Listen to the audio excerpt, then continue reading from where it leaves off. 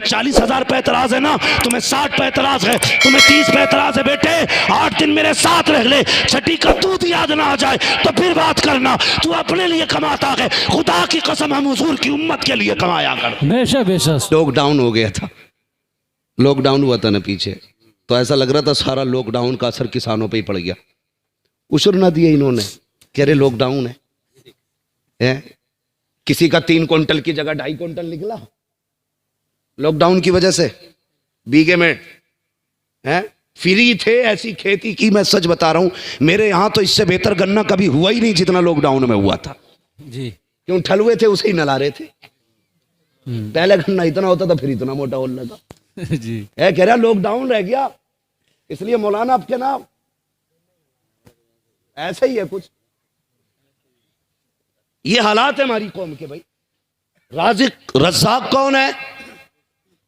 بولیں، کیوں نہیں بول رہے؟ پتہ نہیں ہے رزاق کون ہے؟ روزی کون دیتا ہے؟ اللہ۔ جھوٹ نہ بولیو، اگر جھوٹ بولو گے وہ جبڑوں میں سے نکالنا جانتا ہے۔ بے شک۔ ہاں، کہہ رہے لو جی مولویوں نے ہمارا کیا بگاڑ لیا، جتنی زکوٰۃ نہیں دیتے اتنی بڑھیا فصل ہو رہی ہے، یہی تو کہتے تھے۔ ارے عشر نہ دے رہے، اچھی فصل ہوئی ہے، جو دیتے نا مسجد مدرسوں میں ان کی تو فصل ہی ماری گئی۔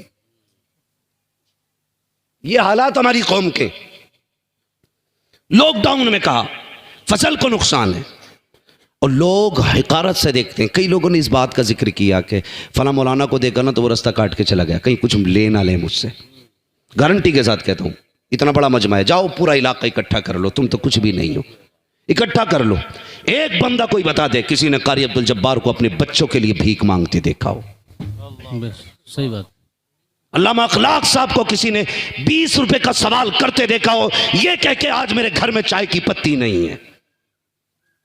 یہ اتنی خوددار قوم ہے، یہ مر تو سکتی ہے لیکن اپنے لیے بھیک نہیں مانگ سکتی، بے شک، حق بات۔ نہیں مانگ سکتی بھیک۔ ورنہ دھرنا دینا نیتاؤں سے ہی تھوڑی آوے، مولویوں سے تو آوے ہے۔ اگر سارے ایک بار میٹنگ کر لینا کہ نماز نہیں پڑھانی ہے جب تک 25,000 تنخواہ نہیں ہو جائے گی، ہے ایک دم مت کہو حضرت، لوگ اتنی آزاد ہے، کہہ دے گی امام نہیں ہم بھی گھر سو رہے، اللہ سے کہہ دیں گے وہ پڑھانی نہیں آئے تو ہم پڑھتے کہاں سے؟ ہاں یہ نہیں، لیکن کبھی کوئی ناراض نہیں ہوا۔ تم 5,000 دیتے رہے، بڑا ظلم کیا لوگوں نے، بڑا ظلم کیا ہے۔ لاک ڈاؤن ہوا، جن کی تنخواہیں 8,000 تھی اماموں کی، نہ ان کی 5 کر دی، کہہ رہے 5 میں کرنی امامت تو نکلو۔ اور مولانا سے بھی گزارش ہے بھائی مہربانی کریں، تم بھی نہ بالکل وہ کام مت کیا کرو جیسے رانے گھر ڈھونڈتی رہتی ہیں نا، یہ مسئلہ نہیں ہونا چاہیے۔ ابھی امام ظہر میں اثر میں جائے گا، ظہر میں پہلے آ کے دوسرا امام بیٹھ جاتا ہے۔ تمہیں 40,000 پہ اعتراض ہے نا، تمہیں 60 پہ اعتراض ہے، تمہیں 30 پہ اعتراض ہے، بیٹے 8 دن میرے ساتھ رہ لے، چھٹی کا دودھ یاد نہ آ جائے تو پھر بات کرنا۔ تو اپنے لیے کماتا ہے، خدا کی قسم ہم حضور کی امت کے لیے کمایا کر۔ بے شک بے شک، سبحان اللہ سبحان اللہ، بے شک، حق بات ہے۔ نہیں بولتے ہم اسٹیج پہ ان باتوں، یا رسول اللہ، زندہ باد زندہ باد زندہ باد، بہت اچھے۔ تو گھر میں لیٹانا، پوچھ علامہ اخلاق کے گھر سے کتنے چولہے جلتے ہیں، ہم جانتے ہیں۔ تمہیں تو کچھ بھی نہیں پتا، تمہیں نذرانے دکھائی دیتے ہیں، غریب کی ہچکیاں دکھائی نہیں دیتی۔ ہم نہیں چاہتے تھے ان باتوں کو منظر عام پہ لائیں، لیکن نہ تم صدمے ہمیں دیتے، نہ ہم فریاد یوں کرتے، نہ کھلتے راز سر بستہ، نہ یوں رسوائیاں ہوتا۔ ذرا ہوش کرنا، آنکھیں پھوڑی جائیں گی۔ اتنی دیر اپنے اوپر آنکھیں لگا، تو کیا کر رہا ہے؟ میری بات سمجھ گئے جو میں کہنا چاہ رہا تھا آپ سے؟ تو بڑی وہ رہتی ہے بوں۔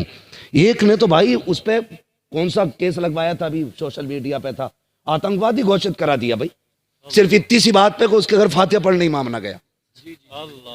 اللہ، میڈیا کو بلانے کے بعد کہا یہ آتنکوادی ہے امام ہمارا،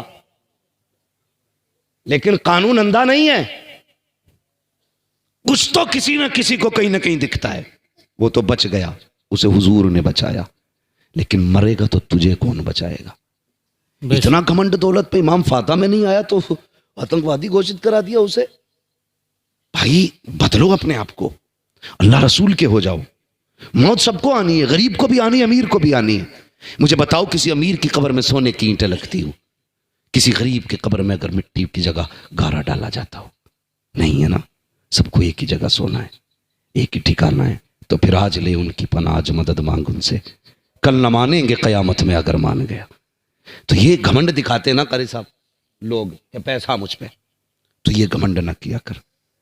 دولت کا مالک بھی اللہ ہے، عزت کا مالک بھی اللہ ہے، زندگی کا مالک بھی اللہ ہے۔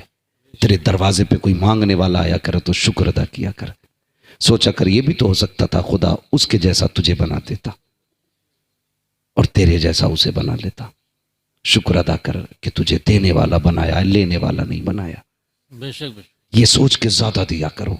اور رہ گئی مدارس کی بات، تو جب تمہارا نام آئے نا تو خوش ہوا کرو، حضور نے میرا انتخاب کیا ہے، بے شک، سبحان اللہ سبحان اللہ۔ حضور نے میرا انتخاب کیا ہے۔ لیکن کہتا نہیں جی ابھی مارکیٹ میں ہوں، تھوڑا سا حساب بنا رہا ہوں، کل فون کرنا۔ کل فون آتا ہے، پھر خبر آتی ہے نہیں نہیں ٹھہر جائیے، ابھی حساب نہیں لگایا، پرسوں فون کیجئے۔ یہ مولوی ہے تیرے باپ کا نوکر نقیق ہے، یہ اپنے لیے بھیک نہیں مانگ رہا ہے، اگر یہ ہاتھ پھیلا رہا ہے تو مصطفیٰ کے لیے پھیلا رہا ہے، اپنے نبی کے لیے پھیلا رہا ہے، اپنے دین کے لیے پھیلا رہا ہے۔ جب تو گھمنڈ دولت کا کسی مولوی اور قرآن والے کو دکھاتا ہے تو رب کہتا ہوش کر، گھمنڈ کا سریا نکال گلے سے، ورنہ اتنا ذلیل کروں گا کوئی عزت دینے والا نہیں ہوگا۔ میں نے دیکھا کہ دولت والوں کو، اگر نہ دیکھا ہو تم بھی دیکھ لینا، آئی سی یو میں پڑے گئے، جن کے آگے پیچھے نوکر ہوتے تھے آج ان کے مشینیں لگی ہیں، سانس نہیں آ رہے ہیں، لوگ سیب لے کے جا رہے ہیں، جوس لے کر کے جا رہے ہیں، لیکن یہ پی نہیں سکتے ہیں، کھا نہیں سکتے ہیں۔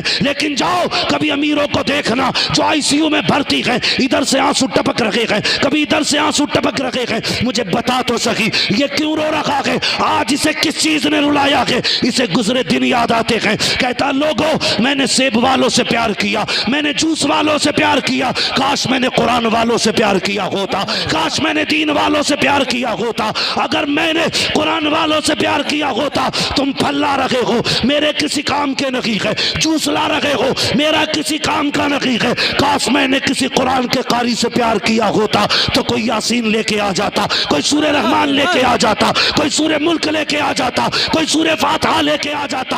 او لوگوں آج مجھے جوس کی ضرورت نہیں ہے، پھلوں کی ضرورت نہیں ہے، میں مر رہا ہوں، میری سانسیں اٹکی ہوئی ہے، ہو سکے تو کوئی قرآن پڑھ کے سنا دو، کوئی قرآن کی سورت سنا دو۔ او خدا کی قسم اگر عزت سے مرنا چاہتے ہو تو قرآن سے بھی پیار کیا کرو، قرآن والوں سے بھی پیار کیا کرو۔ جب روح نکلتی ہے تو پہلے ٹرکنوں میں اٹکائی جاتی ہے، پھر گھٹنوں میں لا کے روکی جاتی ہے، پھر کمر میں لا کے روکی جاتی ہے، پھر سینے میں اٹکائی جاتی ہے، پھر گلے میں پھانسی جاتی ہے۔ او یار اگر چاہتے ہو اس تکلیف سے نہ گزرو تو قرآن والوں سے پیار کرو۔ ادھر یہ قرآن پڑھیں گے اللہ تجھے عزت کی موت بھی دے گا، تجھے جنت بھی عطا فرمائے۔ نعرہ تکبیر، نعرہ رسالت، علماء اہل سنت، عظمت قرآن، عظمت قرآن، مفتی حماد صاحب قبلہ، نعرہ تکبیر، نعرہ رسالت۔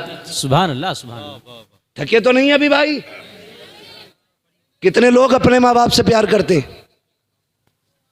ہاں چاہے گالی بک کے آئے ہوں سب ہاتھ سارے ہی اٹھا دیتے ہیں۔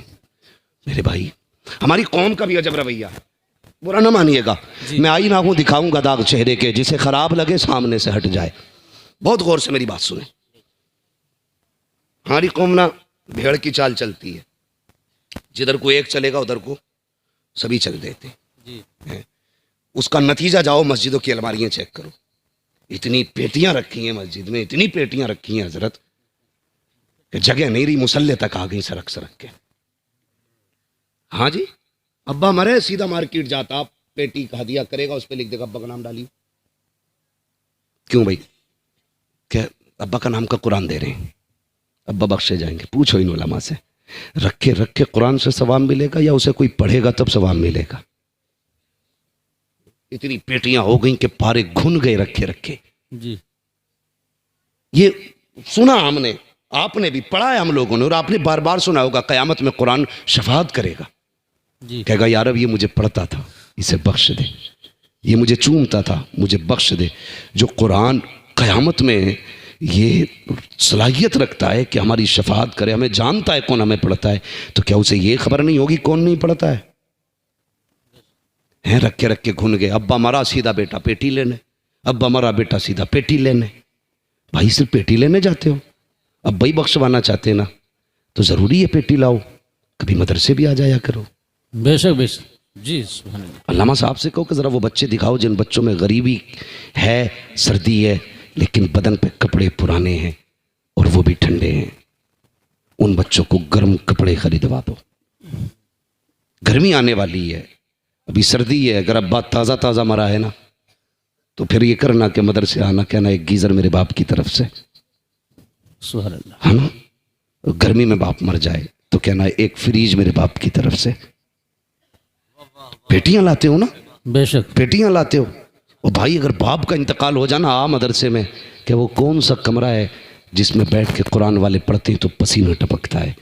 میرا باپ کا انتقال ہوا ہے, ایک اے سی میری طرف سے ہو جائے, ایک کولر میری طرف سے ہو جائے. گارنٹی کے ساتھ کہتا ہوں, کوئی نہیں پتا کہ صاحب کہاں موت آ جائے. میں اکثر کہتا ہوں اجالے اپنی یادوں کے ہمارے ساتھ رہنے دو, نہ جانے کس گلی میں زندگی کی شام ہو جائے. موت کا کچھ پتہ نہیں ہے, نہیں جانتے ہو. جاؤ کبھی قبرستان جا کے دیکھو, کتنی قبریں بیٹھ گئی, ان پہ کوئی پھول تو پھول مٹی ڈالنے والے نہیں ہیں. کتنی قبروں کے کفن نظر آ رہے ہیں, کتنی قبروں میں ہڈیاں نظر آ رہی ہیں. آج کوئی مٹی ڈال کر کے ہڈیوں کو چھپانے والا نہیں ہے. ہاں صاحب یہ انتظام کرو اور یہ کوشش کرو اور یہ انتظار کرو, ایک دن تمہیں بھی موت آنی ہے.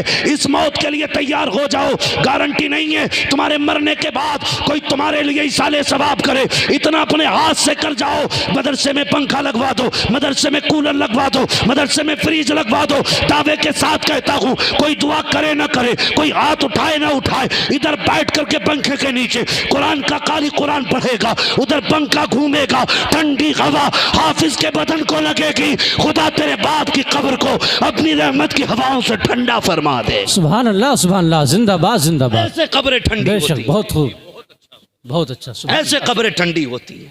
یہ آپ کا ادارہ, سب کو باپ سے پیار ہے, تو میری آج گزارش ہے, سب نے ہاتھ اٹھائے ماں باپ سے, رشتہ داروں سے. ہمارے ایک بھائی 100 روپے دے کے گئے ادارے کے لیے, مجھے معلوم ہے. پریشان نہ ہوا کرو, میں دیکھوں نہ دیکھوں حضور دیکھ رہے ہیں.